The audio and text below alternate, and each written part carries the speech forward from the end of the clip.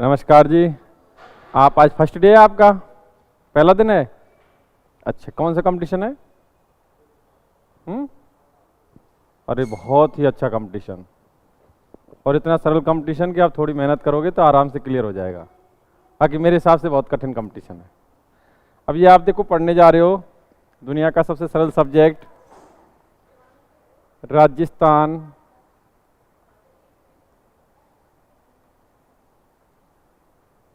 की कला संस्कृति।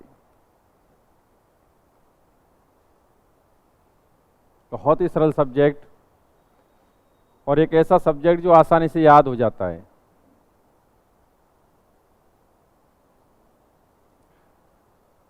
हाँ जी, ध्यान से सुने। इस सब्जेक्ट में विगत क्लास में हम एक टॉपिक रन कर रहे थे, बहुत ही रोचक टॉपिक चल रहा था, और वो टॉपिक के राजस्थान के प्रमुख दुर्ग। राजस्थान के प्रमुख दुर्ग सरल टॉपिक है। एक ऐसा टॉपिक जो हर एग्जाम में एक क्वेश्चन या दो क्वेश्चन छोड़ता है, और इतिहास से जुड़ा हुआ टॉपिक है। मैंने कई बार ये चीज़ दोहराई भी है, बताई भी है आप लोगों को कि जिसने इतिहास से अच्छी तरह से पढ़ा है वो स्थापत्य कला, चाहे वो दुर्ग हों, महल हों, हवेलियां हों, छतरियां हों, स्मारक हों, इन टॉपिकों पर अच्छी कमांड कर लेता है जिसने इतिहास अच्छी तरह पढ़ा है, क्योंकि इनका निर्माण शासक व सामंतों ने ही करवाया, और कहीं ना कहीं इतिहास के अंतर्गत शासक व सामंतों का ही ज़्यादा अध्ययन कराया जाता है। ऑनलाइन स्टूडेंट सभी को नमस्कार। हाँ जी, राजस्थान के प्रमुख दुर्ग, इसमें हमने विगत क्लासों में कई दुर्गों का यहाँ अध्यापन कराया, जिसमें आपको विगत क्लासों में चित्तौड़ दुर्ग पढ़ाया गया, जिसे दुर्गों का सिरमौर कहा जाता है। कुंभलगढ़ दुर्ग पढ़ाया गया, भारत की महान दीवार कुंभलगढ़ की दीवार कहलाती है। राजस्थान पुलिस में ही आया हुआ क्वेश्चन है कि कुंभलगढ़ दुर्ग की दीवार की लंबाई कितनी? 36 किलोमीटर।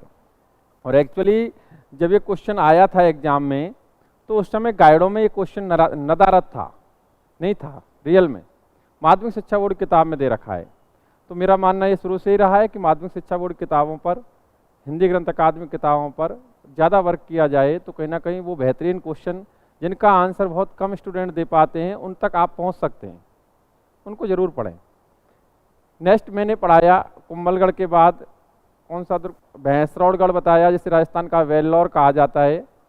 ठीक भाई, मैंने वेल्लोर के संदर्भ में बताया था कि तमिलनाडु में प्रसिद्ध जल दुर्ग है, उसी से इसकी तुलना की गई है। नेक्स्ट रणथंभौर दुर्ग पढ़ाया, ऐसा दुर्ग जिसके संदर्भ में अबुल फजल ने कहा कि और सभी दुर्ग नंगे हैं, यह है, परंतु यह दुर्ग बख्तरबंद चारों ओर से पहाड़ियों को से घिरा होने के कारण दूर से दिखाई नहीं देता है। थम नामक, रणथंभ नामक पहाड़ी पर बना हुआ है। ठीक भाई, उसके बाद रणथंभौर दुर्ग के बाद मैंने शिवाणा का दुर्ग पढ़ाया। शिवाणा का दुर्ग जिसे मारवाड़ के शासकों की शरणस्थली माना जाता है। आपने विगत हिस्ट्री की क्लासों में चंद्रसेन नामक शासक के बारे में जाना, जिसे प्रताप का अग्रगामी में मारवाड़ का प्रताप, भूला बिसरा शासक कहा जाता है। उसने अपने संकटकालीन समय में शरण कहाँ ली थी? शिवाणा दुर्ग। और शिवाणा दुर्ग के संदर्भ में एक नया पॉइंट ये भी बताया गया कि वर्तमान में ये बालोतरा जिले में स्थित है। जालौर दुर्ग से अवगत कराया। आपने जो कह सकते हैं विजय का प्रतीक कीर्ति स्तंभ या विजय स्तंभ का नाम सुना होगा, मैंने चित्तौड़ दुर्ग में स्थित है। और राजस्थान का प्रथम ज्ञात विजय स्तंभ कहाँ से प्राप्त हुआ? बयाना से। किसके द्वारा निर्मित? समुद्रगुप्त द्वारा। ठीक, सभ्यताओं के अंतर्गत उसका अध्यापन कराया गया था। परमार शासकों द्वारा निर्मित कीर्ति स्तंभ किस दुर्ग में स्थित है? और वो आंसर आता है जालौर दुर्ग। जालौर दुर्ग में तोप मस्जिद भी स्थित है, जिसका निर्माण अलाउद्दीन खिलजी ने करवाया था। शाखा हुआ जालौर दुर्ग में 1311 में। ठीक भाई, और फरिश्ता के अकॉर्डिंग ये शाखा 1310 का बताया जाता है। हमने इन दुर्गों का अध्यापन कराया।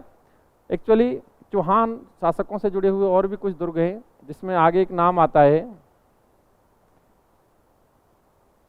गागरोन का किला, सुना होगा? गागरोन का किला।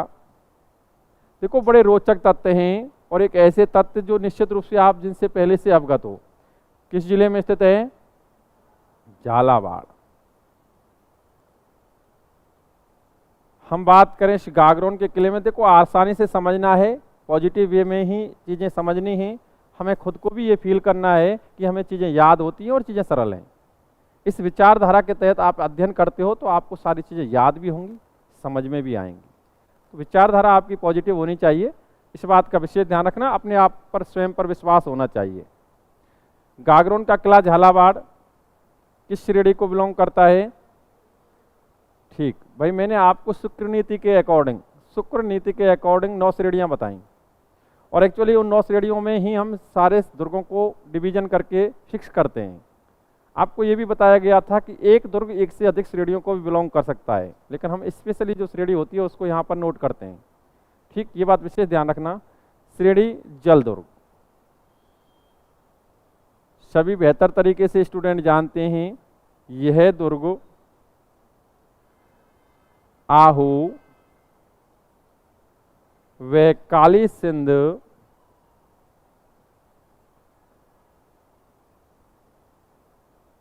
नदियों के संगम पर स्थित है।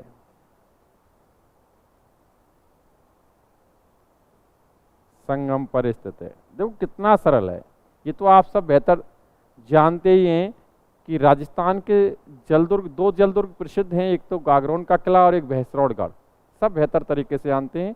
राजस्थान का एकमात्र दुर्ग जिसका निर्माण शासक व सामंतों ने ना करके व्यापारियों ने करवाया, उसके संदर्भ में नाम भैंसरौड़गढ़ का आता है। तो सीधा सा मैटर है। नेक्स्ट बात करें इसका निर्माता। इसका निर्माता पढ़ा जाता है डोड राजपूत बीजल देव।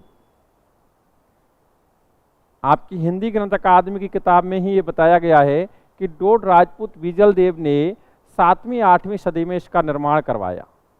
ठीक भाई, डोड राजपूत बीजल देव ने 7वीं 8वीं सदी में इसका निर्माण करवाया।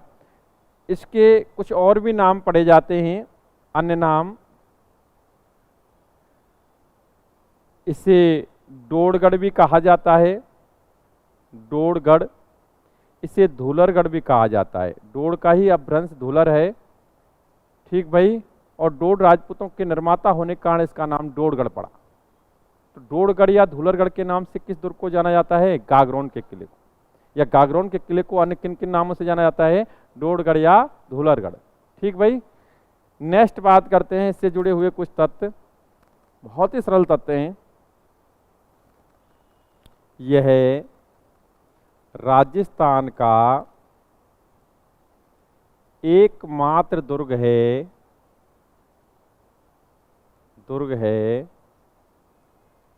जो बिना नीम के कठोर चट्टान पर बना हुआ है। चट्टान पर बना हुआ है। आई मीन कहने का मतलब क्या है इसका? इसका कहने का मतलब सीधा सा है कि ये एक ऐसा दुर्ग है जिसकी नींव नहीं खोदी गई, बिना नींव के बना हुआ है। देखो ऐसा ही सिमिलर क्वेश्चन आपने पढ़ा होगा कि राजस्थान का ऐसा दुर्ग जिसमें बिना चूने का प्रयोग किए बिना पत्थर पर पत्थर रखकर बनाया गया, वो कौन सा दुर्ग है? चूने का प्रयोग किए बिना पत्थर पर पत्थर रखकर बनाया गया, वो है जैसलमेर का किला। ठीक, बाकी इस दुर्ग के संदर्भ में ये क्वेश्चन मिलता है कि एकमात्र दुर्ग जिसका निर्माण बिना नीम के किया गया। आई मीन वैसे नीम की जरूरत भी नहीं थी, कठोर चट्टान ही उसी पर इसकी चिनाई हो गई, तो कोई दिक्कत नहीं। ध्यान रखना है राजस्थान का एकमात्र दुर्ग जो बिना नीम के कठोर चट्टान पर बना हुआ है कौन सा है? गागरोन का किला। इस दुर्ग में नेक्स्ट, इस दुर्ग में रचित प्रमुख ग्रंथ,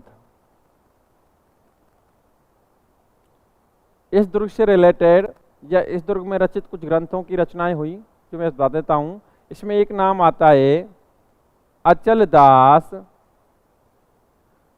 अचलदास खींची रिवचनिका।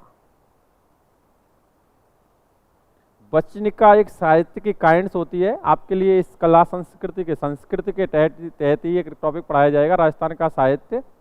उसके अंतर्गत इन चीज़ों का विस्तृत अध्यापन कराया जाएगा। ये इसके राइटर कौन हैं?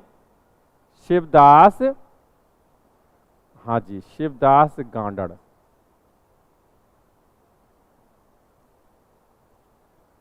शिवदास गांडड़।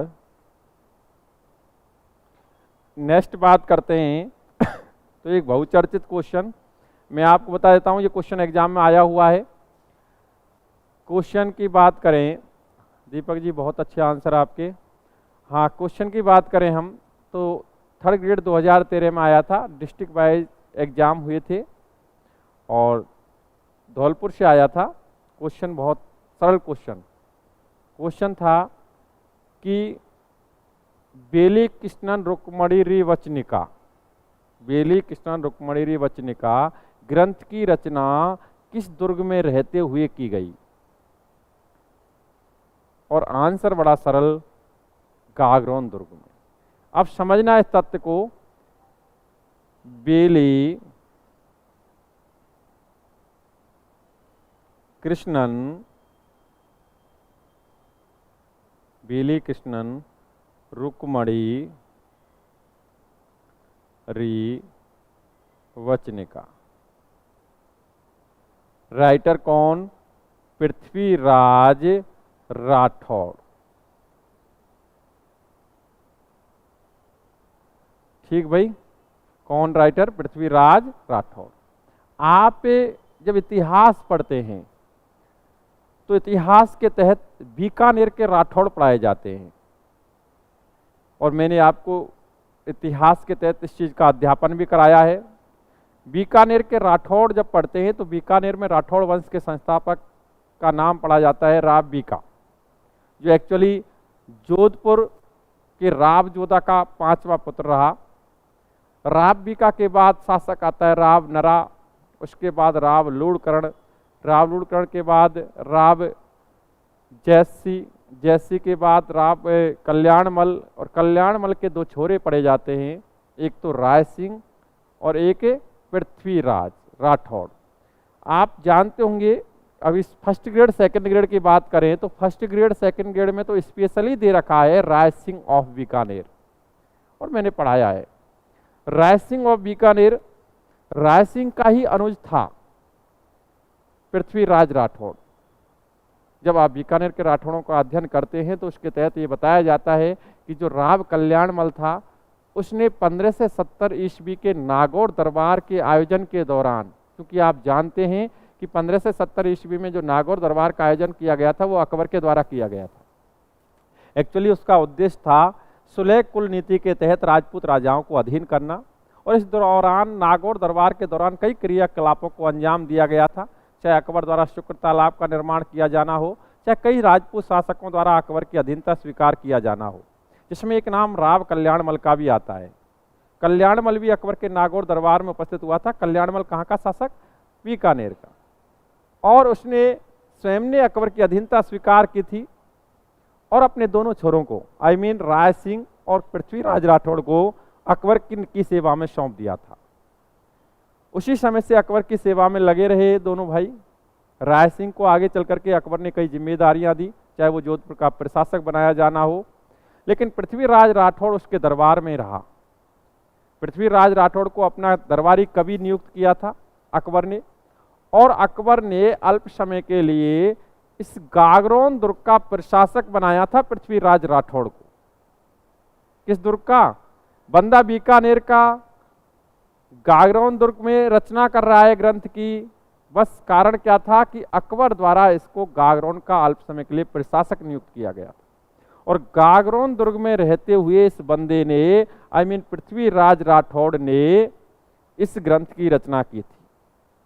तो थोड़ा सा टिपिकल है कि भाई बंदा बीकानेर का और यहाँ आकर के कैसे रचना कर रहा है, तो इसका कारण सीधा सा है, अकबर द्वारा इसे अल्प समय के लिए प्रशासक बनाया जाना, वहाँ रहते हुए इस ग्रंथ की रचना करना। और शायद आप ये भी तथ्य जानते होंगे कि बेली कृष्णन रुक्मणी, जिसके संदर्भ में इतिहास में मैं लिखा ही चुका हूँ, साहित्य के अंतर्गत बताया ही जाएगा, बेली कृष्णन रुक्मणी को 5वां वेद व 19वां पुराण कहा गया है। क्या कहा गया है? 5वां वेद व 19वां प्राण। आप में से कोई भी स्टूडेंट बता सकता है कि बेली कृष्ण रुक्मणी को 5वां वेद व 19वां प्राण किसने कहा?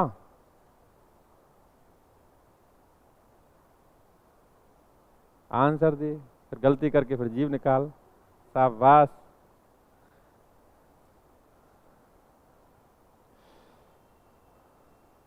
हाँ, कोई भी आप में से। देखो आपको बता दूं मैं, जैसे कि अभी आप स्टूडेंट आए हो, आपका कंपटीशन का आपने बताया, जिक्र किया। मेरा मानना है कि वो कंपटीशन सबसे हार्ड होता है जिसमें सबसे ज़्यादा संख्या में लोग बैठते हैं। और आपका कंपटीशन सबसे हार्ड इसलिए मैं मानता हूं कि आपके कंपटीशन में सबसे ज़्यादा स्टूडेंट बैठते हैं। ठीक, अब तो देख के बताएगी सब बात, लेकिन ये भी प्रक्रिया ठीक है। तो आप लोग बेहतर तैयारी करें, तत्वों को जाने, क्योंकि आपके सिलेबस में क्या होता है पता है? आपके सिलेबस में ये नहीं होता है कि इतिहास के टॉपिक फिक्स कर दिए गए या कल्चर के टॉपिक्स फिक्स कर दिए गए। आपका सिलेबस ये होता है राजस्थान का इतिहास व कला संस्कृति, यानी सब कुछ पढ़ो। ठीक, एक तो आरएस का सिलेबस पूरा पढ़ो और उसके तहत आपका भी इतना ही हार्ड होता है, तो आपको सब कुछ पढ़ना होता है। चीज़ों को भली भांति देखना, समझना। हो सकता है कुछ तत्व आपने पहले से नहीं जाने तो कुछ अटपटे हो सकते हैं, बाकी की चीज़ें आपको जब धीरे धीरे नॉलेज होगी तो कहीं ना कहीं आपको दिमाग में बैठने लग जाएंगी। ये आंसर सही दिया इन्होंने, दुर्सा आड़ा। दुर्सा आड़ा कोई ऐसा व्यक्ति नहीं था, ये भी अकबर का दरबारी कवि था। दुर्सा आड़ा ने ही इसे बेली कृष्ण रुक्मणी रचनिका को 5वां वेद व 19वां प्राण बताया, जो कि मैं आपको नोट करा चुका हूँ इतिहास के तहत, कल साहित्य के तहत अलग से बताया जाएगा। ठीक भाई, आप ये भी बेहतर तरीके से समझ लें कि पृथ्वीराज नाम से राजस्थान इतिहास के तहत कम से कम 6 व्यक्तित्व पढ़ने को मिलते हैं। कितने? 6। अब वो कैसे मिलते हैं ये चीज़ें मैं बार बार रिपीट कर चुका हूँ, फिर से एक बार कह देता हूँ। जैसे कि आप जानेंगे कि पृथ्वीराज चौहान नाम आपने बेहतर तरीके से सुना होगा। भाई वो निश्चित रूप से बड़ा व्यक्तित्व, एक ऐसा व्यक्तित्व जिससे राजस्थान गौरवान्वित है। पृथ्वीराज चौहान तृतीय, पृथ्वीराज तृतीय, या फिर राय पिथौरा जिसने स्वयं दलपुंगल की उपाधि धारण की थी, विश्व विजेता की उपाधि धारण की थी। बहुत ही कह सकते हैं राजस्थान इतिहास का एक बड़ा व्यक्तित्व। पृथ्वीराज चौहान तृतीय पढ़ा जाता है तो निश्चित रूप से इसी चौहान वंश में द्वितीय और फर्स्ट भी हुए होंगे, तो चौहानों में ही प्रथम, द्वितीय और तृतीय पढ़ने को मिल जाते हैं। इसके अलावा यदि हम देखें तो आप एक व्यक्तित्व पढ़ते हो पृथ्वीराज सिसोदिया, जिसे इतिहास में उड़ना राजकुमार के नाम से जाना जाता है। एक ऐसा व्यक्तित्व कहीं ना कहीं अपने आप में बलशाली था, मेवाड़ की राजगद्दी का दावेदार भी रहा, लेकिन चूंकि भाग्य में उसके राज नहीं लिख रहा था, इसलिए समय से पूर्व मृत्यु को प्राप्त हुआ। उड़ना राजकुमार, जिसकी पत्नी तारा के नाम पर अजमेर के किले का नाम तारागढ़ पड़ा। तो एक सिसोदियाओं में हो गया, कितने हो गए? 4। एक पृथ्वीराज राठौड़, आप देख रहे हो बीकानेर के राठौड़ वंश में हुआ, एक महान साहित्यकार, एक बहुत बड़ा दरबारी कवि रहा अकबर के दरबार में, तो कहीं ना कहीं उसकी रचनाएं भी बहुत अच्छी हैं। नेक्स्ट आप एक देखते हो पृथ्वीराज कछवाहा, 6वें नंबर पर पृथ्वीराज कछवाहा पढ़ते हो। और पृथ्वीराज कछवाहा का बड़ा एक बहुत ही बेहतरीन क्वेश्चन बनता है। पृथ्वीराज कछवाहा मेनली आमेर से जुड़े रहे, आमेर के शासक बने और राणा सांगा के समकालीन रहे। आप देखें विगत एग्जाम्स का सर्वे करें, फर्स्ट ग्रेड सेकंड ग्रेड तो मेनली है ही, बाकी और एग्जाम्स का भी सर्वे करें तो राणा सांगा से रिलेटेड क्वेश्चन एग्जाम्स में पूछे गए हैं बार बार, और ज़्यादातर क्वेश्चन पूछा गया है वो राणा सांगा के खानवा युद्ध का पूछा गया है। भाई सेकंड ग्रेड में तो लगभग यही आता है कि खानवा युद्ध में फलानी जगह से कौन सहायता हेतु गया, फलानी जगह से कौन सहायता हेतु गया, 2 से 3 बार ये क्वेश्चन सेकंड ग्रेड में पूछा जा चुका है। ठीक भाई, तो सबके लिए बड़ा इंपॉर्टेंट है। पुलिस में भी 2 बार पूछा गया है, एक अजमेर से पूछा गया था, क्या अलवर से कौन गया था, हसन खां मेवाती गया था। उसी क्रम में ये भी एक क्वेश्चन ही बनता है कि राणा सांगा के खानवा युद्ध में आमेर से सहायता हेतु कौन गया था, तो आंसर क्या आता है? पृथ्वीराज कछवाहा। तो एक कछवाहा हुआ, एक सिसोदिया हुआ, एक राठौड़ हुआ, 3 चौहान हुए, तो 6 पृथ्वीराज तो आप यूं ही पढ़ लेते हो। तो ये ध्यान रखना सबके आगे अलग अलग लगा हुआ है, ये वो राठौड़ है। ठीक भाई, हम आगे बढ़ जाते हैं। आगे बढ़ते हैं हम, तो इस दुर्ग के शाके, हम शाके देखें तो प्रथम शाका हुआ 14 से 23 में, 1423। शाका शब्द से आप वाकिफ होंगे भाई, पीछे आप लोग जानते हैं शाका क्या होता है? ना खुल के बोलो, बिल्कुल बेझिझक। मेरे सामने आप देखो, अपनी बात भी रख सकते हैं और बेझिझक होकर के, क्योंकि डरना मना है। दूसरी बात यह है कि आप लोग, मैं तो एक बहुत ही अच्छा अवसर मानता हूं। देखो, मैंने एक चीज बड़ी अच्छी फील की है यहाँ भरतपुर में रहते हुए। मैंने एक सीमित क्लासें होती हैं, संख्या कम होती है, तो कहीं ना कहीं आप लोग बेहतर तरीके से टीचर से भी पूछ सकते हैं, टीचर आपसे वार्तालाप भी कर सकता है, टीचर आपसे रूबरू हो सकता है। लेकिन हम देखते हैं, जैसे जयपुर है, मैंने लगातार अध्यापन कराया, बहुत लंबे समय तक अध्यापन कराया, मिशन, अधिगम वगैरह इन चीज़ों इंस्टीट्यूटों में, तो वहाँ 5 से 6 की क्लास होती थी मिनिमम क्लास, 4 से 5 से नीचे नहीं होती थी। वहाँ टीचर से स्टूडेंट रूबरू नहीं हो पाता था और टीचर भी रूबरू नहीं हो पाता था, क्योंकि कोई मतलब ही नहीं है जी।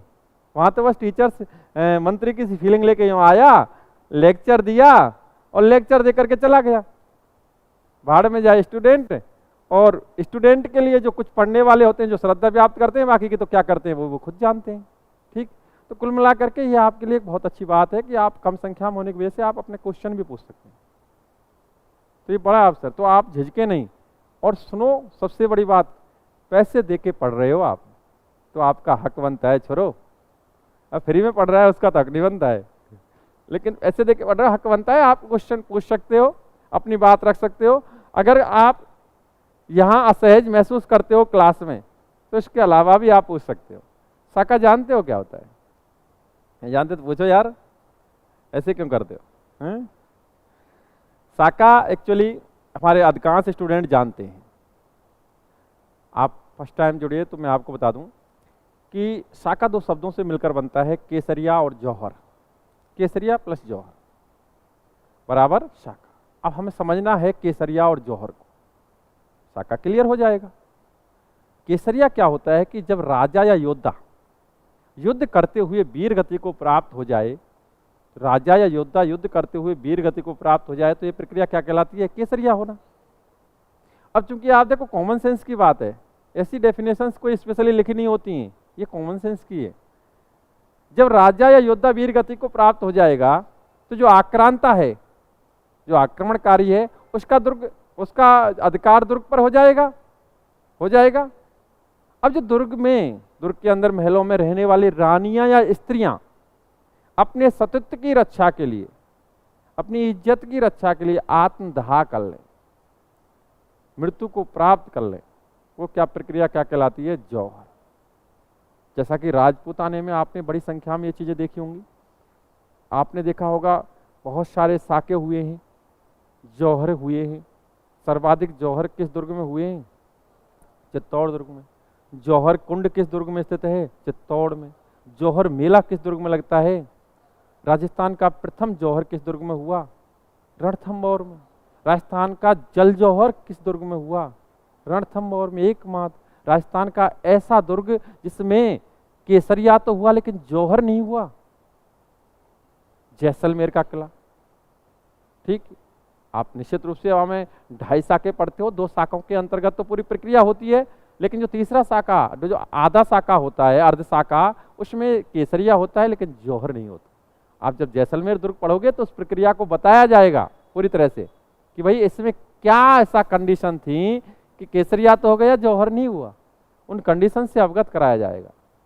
तो केसरिया और जौहर दोनों प्रक्रिया हो जाएं तो समेकित रूप से उसे क्या कहते हैं? शाखा। क्या कहते हैं? शाखा। ठीक भाई, नेक्स्ट बात करते हैं।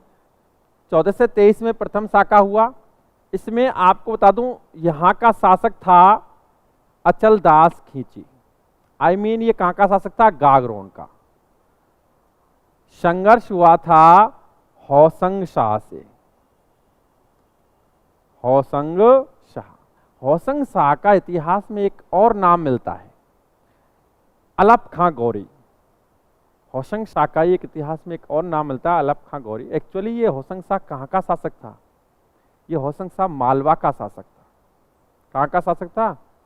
मांडू मालवा एक ही बात है, मालवा रियासत के अंतर्गत ही एक दुर्ग आता था मांडू। ठीक भाई, तो ये मालवा का शासक था, मांडू का शासक था होशंग शाह, मांडू लिखा होता है। उससे संघर्ष हुआ था और संघर्ष में अचल दास खींची वीर गति को प्राप्त हुआ था और उसी दौरान इनकी पत्नी ने क्या किया था? जौहर। तो ये संघर्ष आपको थोड़ा सा ध्यान रखना है। नेक्स्ट द्वितीय शाखा जो हुआ था इसमें, द्वितीय शाखा वो हुआ 1444 में और उस समय यहां प्रशासक था पालहर्षि। अब ये पालहर्षि कौन था? ये पालहर्षि था अचलदास खींची का छोरा, इसका बेटा। और इसका संघर्ष हुआ था, वो हुआ था महमूद खिलजी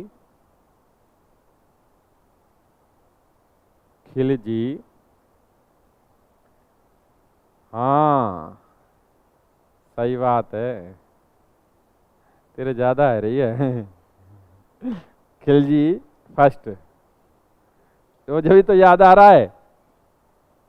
अच्छा अच्छा, ध्यान से सुने साहब, बड़ा सरल है। पालहर्षि, जिसका संघर्ष हुआ महमूद खिलजी फर्स्ट से। एक्चुअली महमूद खिलजी फर्स्ट कहाँ का शासक था? मालवा का। होशंग शाह जो मांडू का शासक था, इसका पुत्र था उमर खां, वो शासक नहीं बना था। ये सेना नायक था होशंग शाह का, इसने राजगद्दी को प्राप्त कर लिया था, मालवा की को कैप्चर कर लिया था। कोई दिक्कत नहीं, वो मालवा की प्रक्रिया है, मालवा का मतलब है, हमें तो क्या है, हमें तो बस इतना ध्यान रखना है कि इस संघर्ष में अचलदास खींची वीर गति को प्राप्त हुआ था। ये संघर्ष हुआ था होशंग शाह से। और इस दूसरा जो शाखा हुआ उसमें पालहर्षि अचलदास खींची का पुत्र संघर्ष करता है महमूद खिलजी फर्स्ट से। तो कुछ किताबों में लिखा होता है कि पालहर्षि युद्ध करते हुए वीर गति को प्राप्त हुआ था, और कुछ हमारे इतिहास की किताबों में लिखा होता है कि पालहर्षि चूंकि संघर्ष में हार रहा था तो यहाँ युद्ध के मैदान को छोड़ के भाग गया था, बाद में उसकी हत्या हो गई, मृत्यु को प्राप्त। ये चीज़ें ज़्यादा हमें ध्यान नहीं रखनी है। एक्चुअली हमें बस ये रखना है, जब शाखा पूरा पढ़ रहे हैं हम 1444 में द्वितीय शाखा, तो बस पालहर्षि और महमूद खिलजी फर्स्ट का संघर्ष है, जिस दौरान पालहर्षि वीर गति को प्राप्त हुआ। ठीक भाई, नेक्स्ट बात करते हैं। तो इस दुर्ग के कुछ दर्शनीय स्थल,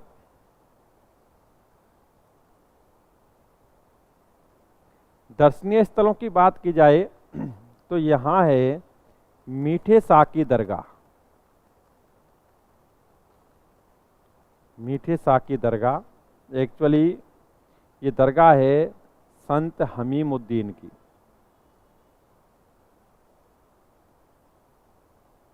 हमीमुद्दीन की दरगाह है। ठीक भाई, यहाँ है संत पीपा की छतरी।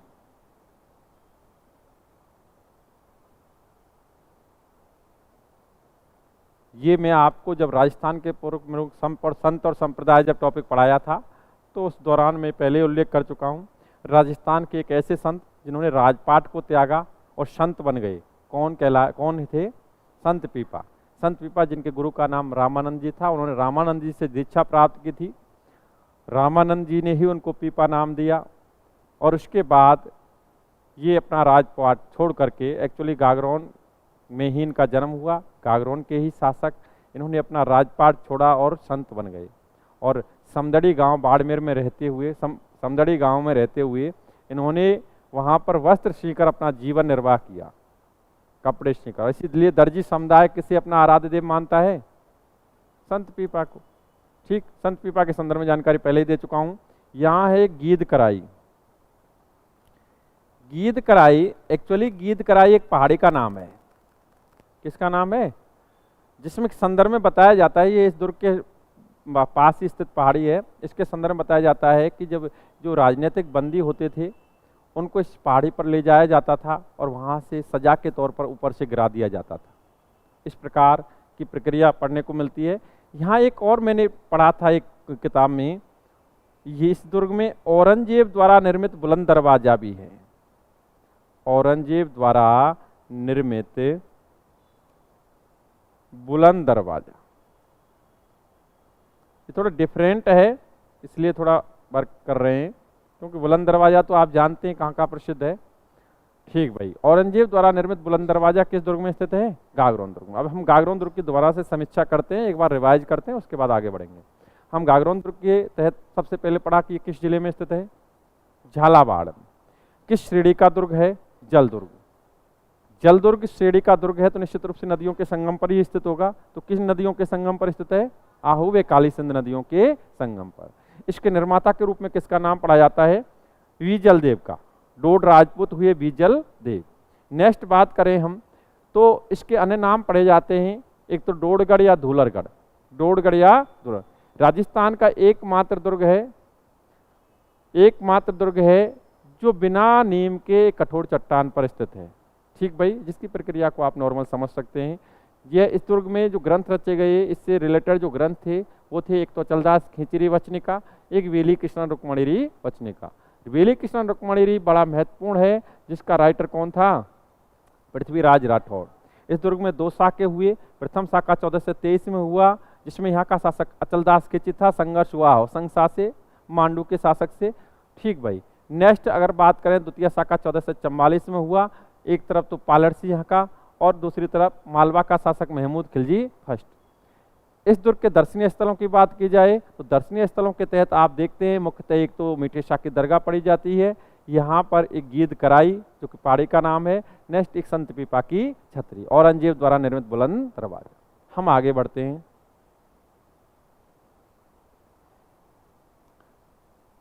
अजमेर का किला।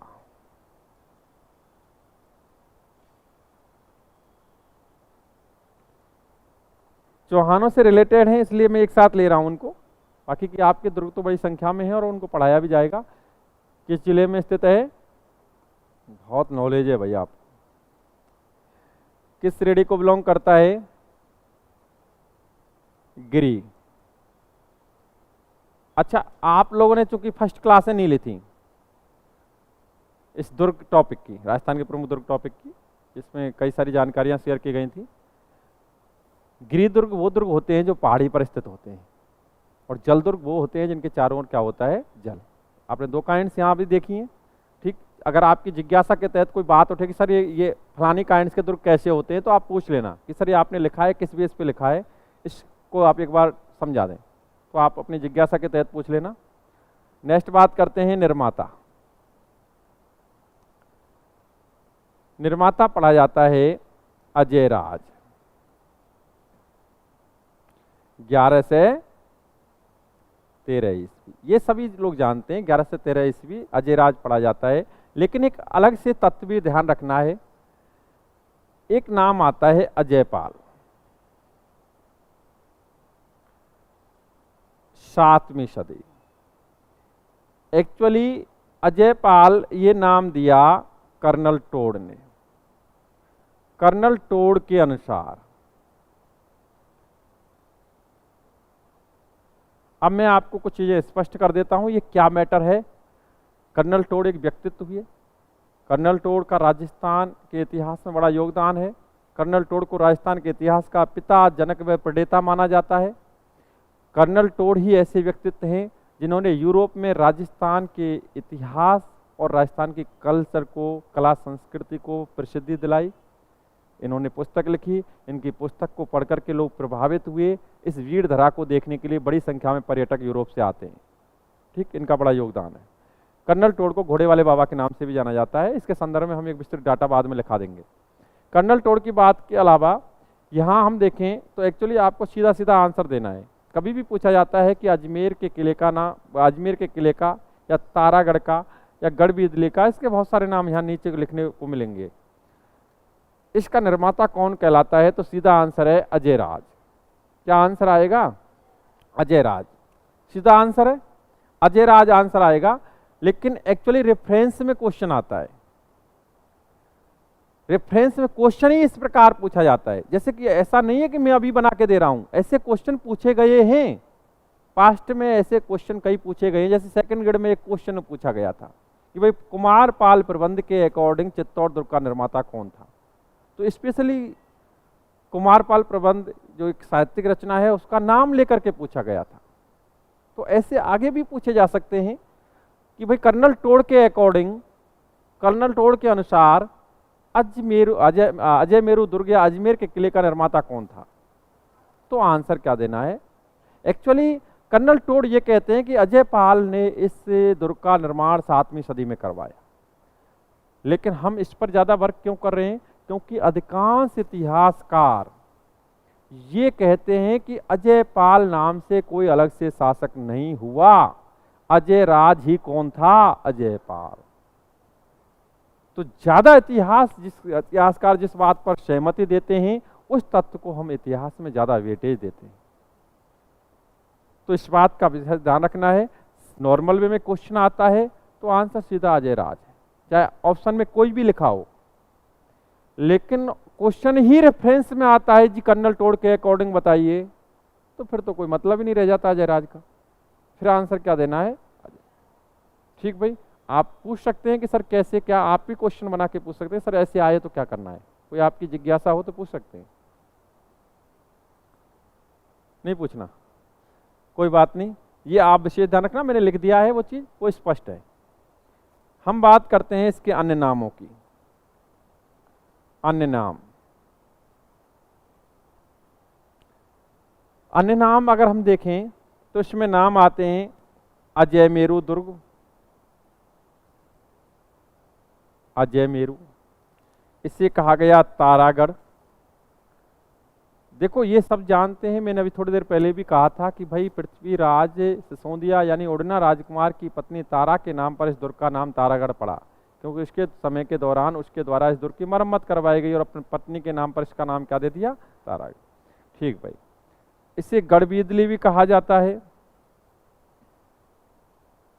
गढ़बीदली, गढ़बीदली नामक पहाड़ी पर स्थित होने के कारण, गढ़बीदली नामक पहाड़ी पर स्थित होने के कारण इसे क्या कहा जाता है? गढ़बीदली दुर्ग। नेक्स्ट बात करें तो इसे अरावली का अरमान कहा जाता है, अरावली का अरमान। इस दुर्ग को राजस्थान का हृदय भी कहा जाता है, एक्चुअली अजमेर को भी कहा जाता है। इसको राजपूताने की कुंजी भी कहा जाता है।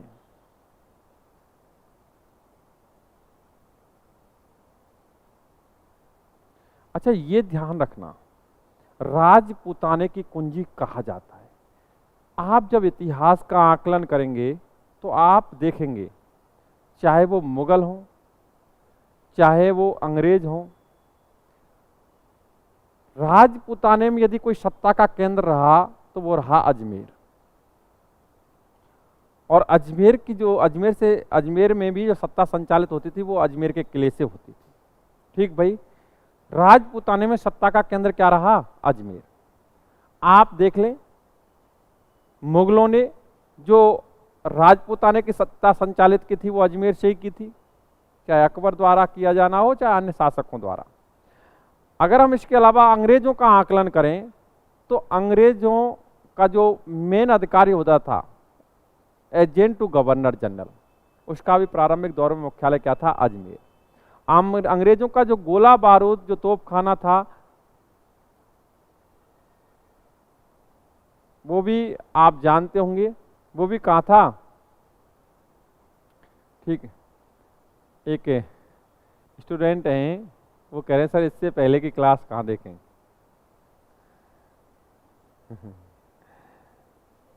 कहाँ? अब ये तो परचेज वगैरह करना पड़ता है संस्थान के अकॉर्डिंग तो। हाँ हाँ, बाकी की देखो वैसे तो ये क्लासें मेरे यूट्यूब चैनल पे भी उपलब्ध हैं कुछ, और मैं आने वाले समय में अपने जैसे ये टेस्ट पेपर हैं हिस्ट्री कल्चर वगैरह के और सब्जेक्ट के, उनको भी अपने यूट्यूब पर डालूँगा, तो उसके माध्यम से भी आप देख सकते हैं। और यूट्यूब चैनल का नाम तो पता होगा सबको, GK Solanki sir, GK Solanki sir. तो उस पे भी आप आने वाले समय टेस्ट सीरीज वगैरह को फ्री में आप देख सकते हैं और उनको समझ सकते हैं। उस पर भी आपको ये सब्जेक्ट राजस्थान के पूरे कंप्लीट राजस्थान के टेस्ट पेपर हल कराए जाएंगे। अभी नई भर्तियां आ रही हैं उनके अकॉर्डिंग भी, और फर्स्ट ग्रेड सेकंड ग्रेड के अकॉर्डिंग तो कराई जाएंगे। मेरा मानना है कि वैकेंसी जब आउट हो जाए तब कराना बेहतर रहता है। ठीक भाई, अभी एक नई भर्ती आई है पशु परिचर की, ठीक, बहुत अपॉर्चुनिटी है, बड़ी संख्या में स्टूडेंट जुड़ेंगे उससे, क्योंकि क्वालिफिकेशन कम है और उम्र भी ज़्यादा है। तो मेरा मानना है कंपटीशन छोटा बड़ा नहीं होता है जी, कंपटीशन होता है, कोई भी उसको पास कर ले तो वो बहुत ज़्यादा बड़ा विजेता होता है और एक कॉन्फिडेंस आता है। मैंने तो ये सब देखा है, थर्ड ग्रेड टीचर से सिलेक्शन होने के बाद फर्स्ट ग्रेड में भी गए और RAS IAS भी बने। तो कुल मिलाकर के कॉन्फिडेंस आपके अंदर आना चाहिए, आपको एक सक्सेस मिलनी चाहिए, एक बूस्टर मिलना चाहिए, एक डोज मिलनी चाहिए, बस उसके बाद तो आप अपने आप अप हो जाएंगे, कॉन्फिडेंस आ जाएगा। और स्वयं की आमदनी से कहते हैं, कई मैंने देखा है कि कई स्टूडेंट होते हैं ना, छोटी नौकरी हम करेंगे ही नहीं। अरे भाई, छोटी नौकरी कौन सा नुकसान देती है? मैंने तो ऐसा देखा है, छोटी नौकरी करने के बाद स्वयं की आमदनी से लोग पढ़ करके अपने परिवार पर वजन ना बन करके उससे पढ़ करके और आगे चल के बड़ी नौकरियां हासिल की है।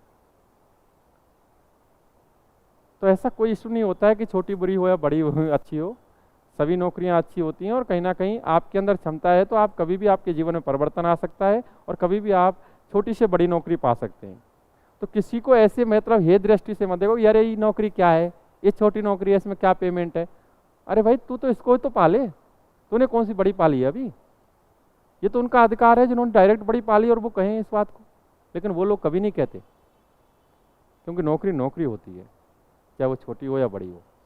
ठीक भाई, तो ये ध्यान रखें। राजपूताने कुंजी, मैंने कहा ही कि भाई एक्चुअली सबका ये गढ़ रहा था, यहीं से सत्ता संचालित होती थी, इसलिए राजपूताने कुंजी कहा गया। एक और पढ़ने को मिलता है, इसे पूर्व का जिब्राल्टर भी कहा गया, पूर्व का जिब्राल्टर। एक्चुअली इसे राजस्थान का जिब्राल्टर भी कहते हैं, कई किताबों में मैंने देखा है कि राजस्थान का जिब्राल्टर भी कहा गया, पूर्व का जिब्राल्टर कहा गया। ये कहा बिशप हैबर ने, बिशप हैबर राइटर हुए, उन्होंने इसे पूर्व का जिब्राल्टर कहा। एक्चुअली जो जिब्राल्टर है वो यूरोप का ब्रिटिश सत्ता का एक बड़ा केंद्र रहा, जहाँ पर मजबूत रूप से ब्रिटिश सत्ता ने अपनी सैन्य शक्ति का जमावड़ा किया। ठीक भाई, इसी कारण उससे तुलना की गई है। तो पूर्व का जिब्राल्टर किस दुर्ग को कहा जाता है? जो किसने कहा? बिशप हैबर ने। राजपूताने की कुंजी किसे कहा जाता है? नेक्स्ट, अरावली का अरमान किस दुर्ग को कहा जाता है? राजस्थान का हृदय किस जिले, अजमेरी है, किस दुर्ग को कहा जाता है पूछा जाता है तो अजमेर। तारागढ़ के नाम से किस दुर्ग को एक्चुअली तारागढ़ नाम से 2 दुर्ग हैं, ये बात विशेष ध्यान रखना है, क्योंकि विगत एग्जाम में आया हुआ क्वेश्चन है, विगत एग्जाम में आया हुआ क्वेश्चन है कि तारागढ़ दुर्ग स्थित है, और ऑप्शन में आपको बता दूं, ऑप्शन में अजमेर था ही नहीं, एक तो बूंदी था, अदर 3 डिस्ट्रिक्ट थी, अजमेर नहीं था। अब आपको उन्हीं में से चयन करना होता है, उन्हीं में से चयन करना होता है। अब देखो, ये कई बार स्टूडेंट क्या होता है, थोड़ा भ्रमित हो जाता है। मैंने देखा एक 2017 का सेकंड ग्रेड का एग्जाम हुआ, तो उसमें क्वेश्चन आया था कि राजस्थान का निम्न में से राजस्थान का सबसे प्राचीन दुर्ग कौन सा है। ठीक भाई, निम्न में से राजस्थान का सबसे प्राचीन दुर्ग कौन सा है? उसमें सिवाड़ा का किला, भरतपुर का किला, जैसलमेर का किला, जोधपुर का किला। अब ये ऑप्शन दे दिए। जैसे ही एग्जाम खत्म हुआ, मेरे पास स्टूडेंट, उस समय मिशन संस्थान में पढ़ा रहा था मैं जयपुर में, और कनक कुंवर सिंह राव जी थे साथ में, राजस्थान जी के कंप्लीट करा रहे थे, ऑल करीबन 68 बैच थे, 68 बैच थे सेकंड ग्रेड के, बड़ी संख्या में स्टूडेंट थे। तो मैंने एक चीज़ देखी, तुरंत एग्जाम होने के बाद कॉल आया कि सर देखो गलत क्वेश्चन दे दिया, ऑप्शन में था ही नहीं सर वो हनुमानगढ़ का किला, क्योंकि राजस्थान का सबसे प्राचीन दुर्ग कौन सा माना जाता है? भटनेर का किला। मैंने कहा भाई क्वेश्चन ध्यान से पढ़, क्वेश्चन कह रहा है कि निम्न में से, वो ये नहीं कह रहा है कि राजस्थान का प्राचीन दुर्ग कौन सा है, वो ये कह रहा है कि इन 4 में से बता कौन सा है। वो तो ये कह रहा है इन 4 में से बता। क्वेश्चन साफ है, क्वेश्चन गलत है ही नहीं, तो इन 4 दुर्गों का आकलन करके इन 4 में से आंसर दे। तो 4 दुर्गों में से आकलन करने के बाद कौन सा आंसर आता है वो आपने देखो। सबसे पहली बात कि ये ऑप्शन में जो दुर्ग दिए गए, चाहे वो जैसलमेर का दिया गया, चाहे जोधपुर का दिया गया, वो ऐसे दुर्ग दिए गए थे जिनकी निर्माण तिथि जो थी वो स्पष्ट किताबों में पढ़ने को मिल जाती है। चाहे भरतपुर का हो, चाहे जैसलमेर का, चाहे जोधपुर, स्पष्ट पढ़ने को मिल जाती है। नॉर्मल स्टूडेंट भी उसकी तिथि को जानता है, भाई जोधपुर का 1467 में हुआ, जैसलमेर का इस प्रकार हुआ, जो भरतपुर का इस प्रकार हुआ, सब स्थिति ठीक। शिवाणा का क्लियर होता है, तो उसमें आंसर शिवाणा का था। तो कुल मिलाकर के ये क्वेश्चन बड़े सरल होते हैं, बस स्टूडेंट के समझने में फेर हो जाता है। क्या करते हैं कि जल्दबाजी, बस पढ़ाओ, माय गॉड, इसमें तो कहीं बटने रहे नहीं, क्वेश्चन गलत, कोई छोड़ो, हट गए। लेकिन उसी क्वेश्चन को हम जल्दबाजी में हमेशा एग्जाम्स में 2 से 3 क्वेश्चन गलत करके आते हैं। कितना भी जीनियस हो करके आता है। उसका कारण क्या है? केवल जल्दबाजी। हम क्वेश्चन को धैर्य के साथ पढ़ें, उसके ऑप्शन से देखें और ऑप्शंस के अकॉर्डिंग आंसर निर्धारित करें, तो कहीं ना कहीं हमारे 3 से 4 क्वेश्चन तो हमेशा सही जाएंगे धैर्य के साथ। देखो अभी मैं चर्चा कर रहा था क्वेश्चन पर कि भाई तारागढ़, अभी कुछ स्टूडेंट जिनको अनुमान नहीं था या कुछ स्टूडेंट जो शायद इतना अध्ययन नहीं कर पाए थे, उन्होंने वो ऑप्शंस देखे, बूंदी देखा, 3 अदर डिस्ट्रिक्ट देखे, अजमेर था नहीं, तो उन्होंने तो दिमाग में ये निकाल दिया यार क्वेश्चन ही गलत है, अजमेर ऑप्शन में ही नहीं है। और साला जब बनाने वाले ने दिया है तो कहीं ना कहीं 4 जो डिस्ट्रिक्ट हैं इनमें से ही तो आंसर होगा, और आंसर क्या था? बूंदी। एक्चुअली तारागढ़ नाम से 2 दुर्ग हैं राजस्थान में, एक तो अजमेर का किला और एक बूंदी का किला। अजमेर का किला नाम तारा के नाम से पड़ा, पृथ्वीराज उड़ना राजकुमार की पत्नी के नाम पर, और उसके बूंदी के किले का निर्माण वो तारागढ़ नाम पड़ा क्योंकि वो ऊंचाई पर, पहाड़ी पर तारे के सदृश दिखाई देता है, इसलिए उसका नाम तारागढ़ पड़ा। तो दोनों का अलग अलग रीजन है पढ़ने का। इसी में रही, अभी रखवाएंगे उसको थोड़ी देर में रखवाएंगे रोटी रानी को, ठीक। कितना क्या, अरे 1 मिनट टाइम। हाँ तो ये नोट करना है भाई। इसके संदर्भ में मैं और बताऊंगा, ये पेज कल खुल जाएगा।